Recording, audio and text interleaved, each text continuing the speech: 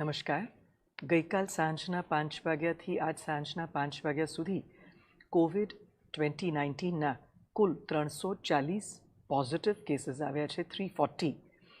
આ જ સમય દરમિયાન 7 એવા લોકો છે કે જેમનું દુઃખદ અવસાન પ્રાથમિક કારણ કોવિડના લીધે, એમના સંક્રમણના લીધે થયું છે. 13 એવા લોકો છે કે જેમને પહેલેથી અન્ય ગંભીર કોમોર્બિડ કન્ડિશન્સ હતી અને કોવિડના સંક્રમણથી એમની પરિસ્થિતિ વધારે બગડતા એમનું દુઃખદ અવસાન થયું છે. આજે કુલ આ જ સમયગાળા દરમિયાન 282 જેટલા લોકો ડિસ્ચાર્જ થઈને ઘરે પાછા ગયા છે. એટલે અત્યાર સુધીના કુલ પોઝિટિવ જે ટેસ્ટ થયેલા છે એવા લોકોની સંખ્યા 9,932 છે અને એ પૈકી જે એક્ટિવ પેશન્ટ્સ જે કહેવાય છે એ પૈકી પણ સ્ટેબલ જે છે 5,248, 5,248, વેન્ટિલેટર પર 43, 43 જેટલા પેશન્ટ્સ છે.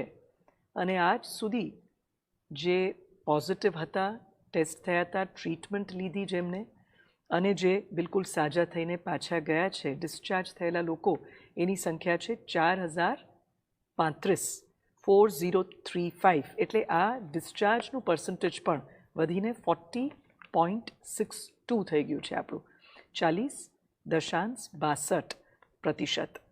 અને અત્યાર સુધી જે કુલ આપણે ટેસ્ટ કર્યા છે 1,27,859, 1,27,859.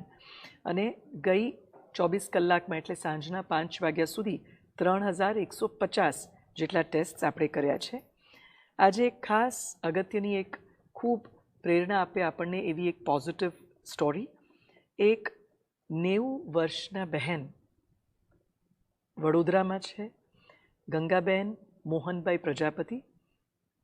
એ કોવિડના એક પોઝિટિવ પેશન્ટ તરીકે એમનું ટેસ્ટ જ્યારે કર્યું એ પોઝિટિવ હતા. 27મી એપ્રિલના રોજ એમને જે લક્ષણ હતા, તાવ હતું, પછી શરદી થઈ ગઈ હતી, એમને શરીરનું દુખાવ પણ હતું અને જે શ્વાસ લેવામાં પણ થોડીક તકલીફ ચાલતું હતું એમને.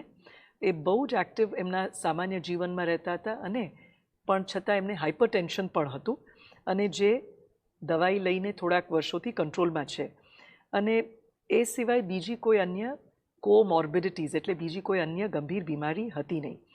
તો એમની સાથે જે એક વિડીયો પણ લેવામાં આવ્યું છે, આપણી ટીમે એમની સાથે વાત કરીએ, શેર કરશું. તો એ કહે છે કે જ્યારે 27મી એપ્રિલે આ ટેસ્ટ કરીને એમને જ્યારે હોસ્પિટલમાં વડોદરામાં એડમિટ કરવામાં આવ્યું ત્યારે એમના કુટુંબીજન અને ખાસ પડોશીઓને પણ બિલકુલ એવી કોઈ ઉમ્મીદ એમને એવું ન લાગ્યું કે ખરેખર આ સાજા થઈને પાછા આવી શકે. એમને એમ લાગ્યું કે આ મોટી ઉંમરના છે અને કોવિડનું સંક્રમણ પણ થયું છે એટલે લાગ્યું કે કદાચ આના કંઈક જે પરિણામ છે બહુ જ આશા ન હતું એમને. અને એમને લાગ્યું કે એમની ઉંમર પણ મોટી છે, ખાસ કરીને એમના જે વાઇટલ્સ છે એ બધા પણ થોડા મોડરેટ થઈ ગયા હતા અને જે ઓક્સિજન સેચ્યુરેશન જે કહીએ છીએ એ પણ લો હતું. પણ તરત એમને ત્યાં ઓબ્ઝર્વેશનમાં ઓક્સિજન માસ્ક હેઠળ રાખવામાં આવ્યું હતું અને એમના બધા ટેસ્ટ્સ પણ કરવામાં આવ્યા, જેમાં ખાસ કરીને બાયલેટરલ લોઅર લોબ્યુલર ન્યુમોનિયા એ પણ ખબર પડી કે આ એમને છે અને એમની એન્ટીબાયોટિક્સ અને સપોર્ટિવ જે એમને દવાઈ છે વગેરે શરૂ કરવામાં આવ્યું. આ બહેન ગંગાબેન જે 90 વર્ષના મહિલા છે, એકદમ સરસ એમના અનુભવ કહેતા એમને જણાવ્યું આપણને કે સ્ટાફ અને ત્યાંના નર્સિસ, ડૉક્ટર્સે બહુ સારી એમની દેખરેખ પણ રાખી, એમને સારી સારવાર આપી અને જ્યારે પણ એમને કંઈ પ્રશ્ન પૂછ્યું તો વ્યવસ્થિત જવાબ આપ્યું. એમની સાથે કોન્વર્ઝેશન્સ પણ હતા, વાતચીત કરતા હતા અને એમના ઝડપી રિકવરી એટલે જલ્દી સાજા થાય એના માટે પણ એ લોકો ખૂબ એમને પ્રોત્સાહન આપતા હતા, વિશ્વાસ આપતા હતા, એન્કરેજમેન્ટ આપતા હતા. ત્યાંના ટોયલેટ્સ અને વોર્ડ્સ બધા પણ હોસ્પિટલમાં બિલકુલ સાફ હતા, સારી રીતે મેન્ટેન્ડ હતા. અને ઘણી વખતે પ્રતિકૂળતામાં પણ લોકોને શક્તિ મળતું હોય છે. આ ગંગાબહેન જાતે આ રીતે કોવિડ પોઝિટિવ હતા, પણ એમાં એક બહુ જ બીજી એક દુઃખદ ઘટના એમને એ જ સમય દરમિયાન થયું કે એમની દીકરી જે 65 વર્ષની હતી એ પણ પોઝિટિવ હતા અને એમનું દુઃખદ અવસાન પણ થયું હતું, કેમ કે એમના લક્ષણ પણ દિન બદિન વધારે ખરાબ થતા હતા. એટલે આ પણ એક એમના માટે એક આઘાત કહી શકાય. અને આ બધું ચાલતું હતું છતાં એમને પોતાનું ટ્રીટમેન્ટ તો ચાલુ રાખ્યું અને કોવિડ સામે લગાતાર એમની જે લડાઈ હતી એ ચાલુ રાખી. એમને બિલકુલ she did not give up. એમને સ્વીકાર નહીં કહ્યું કે હવે મને કંઈ કોવિડથી બચવાના સંભાવના નથી. અને ધીમે ધીમે એમના સિમ્ટમ્સ પણ લક્ષણ પણ સુધારવા માંડ્યા. અને 12મી મેના રોજ નેગેટિવ જ્યારે લગાતાર ટેસ્ટ કરવામાં આવ્યા અને પછી એમને હોસ્પિટલથી ડિસ્ચાર્જ કરીને ઘરે પણ એ ગયા છે. અને ત્યાંના ડૉક્ટર્સ અને નર્સિસે ખૂબ જોરદાર તાલીઓ સાથે એમનું અભિવાદન કરીને એમને જે રીતે ફાઇટ કર્યું, જે રીતે બિલકુલ વિજયી એમાંથી નીકળી આવ્યા કોવિડના સંક્રમણ અને એના લડાઈથી, અને એમાં બધાએ ખૂબ એમને માન સાથે, પ્રેમ સાથે, તાળીઓથી, ગડગડાટથી એમને રિસીવ કરીને, અભિવાદન કરીને ઘરે પાછા મોકલ્યા. એટલે આ એક સરસ વાર્તાથી આપણને પણ પ્રેરણા મળે છે કે આ કોવિડની લડાઈમાં ઉંમર પણ ખરેખર એક ફેક્ટર નથી. આપણે જોઈએ છીએ કે આવા જે મોટી ઉંમરના ગંગાબેન એક જીવતો જાગતો એક્ઝામ્પલ છે જેમને અત્યારે આપણે જોશું. અને આ સ્ટોરી, આજે સક્સેસ સ્ટોરીની બધી ડિટેલ્સ કમ્પાઇલ કરી છે. ત્યાં જે એમને ટ્રીટ કરી છે ડૉક્ટર્સે, doctor Hinal Bhadesia, doctor Nikhil Chavda, doctor Narendra Kumar અને ડૉક્ટર તન્વી જોશી. એટલે આપણે ફરી આમાંથી શીખવાનું કે age has no limit for a fight. જ્યારે એક વખત વ્યક્તિ નિર્ધાર કરી લે કે મારે લડવું જ છે, જીતવું જ છે, તો બીજા અન્ય કોઈ પરિબળો એમાં વચ્ચે નથી આવતા. ઉંમર પણ નહીં. એક 9 વર્ષના બિલકુલ એક આપણે કહીએ યુવાન કહીએ, બુઝુર્ગ ન કહીએ એમને, કેમ કે એમની જે સ્પિરિટ હતી આપણને બધાને પ્રેરણા આપે એવી એક સ્પિરિટ સાથે ગંગાબેને ખરેખર કોવિડના લડાઈમાં બિલકુલ ઝઝૂમીને પણ એ સફળતાપૂર્વક બહાર નીકળ્યા છે. એમને પણ સલામ કરીએ. એમને ટ્રીટ કરેલા તમામ કોવિડના વોરિયર્સ અને એવા અનેક વોરિયર્સ જે અલગ અલગ હોસ્પિટલ્સમાં દિન રાત મહેનત કરી રહ્યા છે. હવે 2 મહિના થવા આવી રહ્યું છે આપણા ત્યાં પહેલું કેસ આવ્યું ત્યારથી.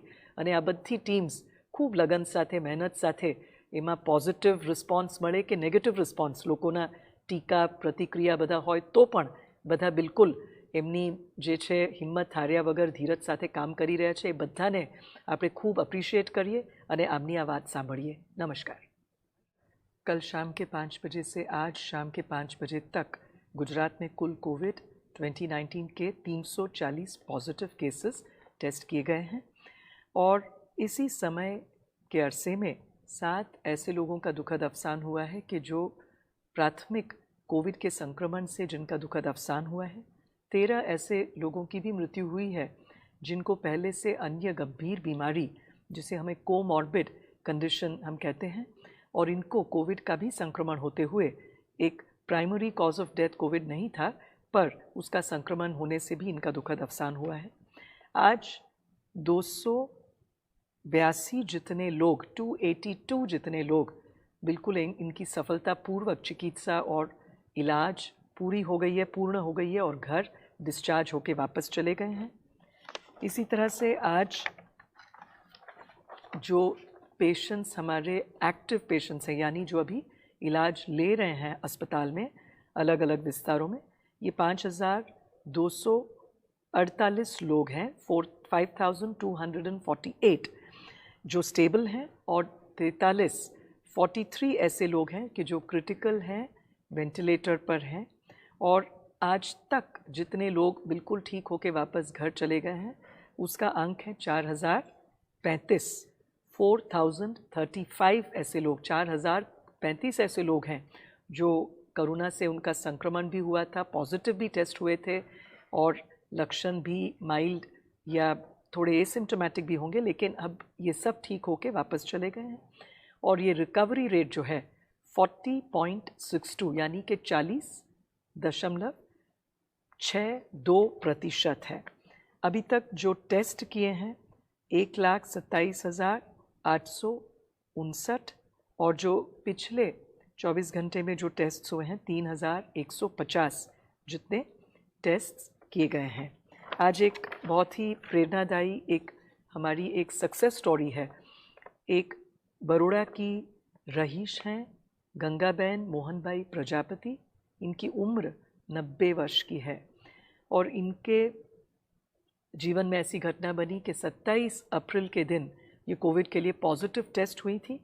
इनको बुखार भी था, सर्दी थी शरीर में दुखाव था और श्वास लेने में भी तकलीफ़ थी।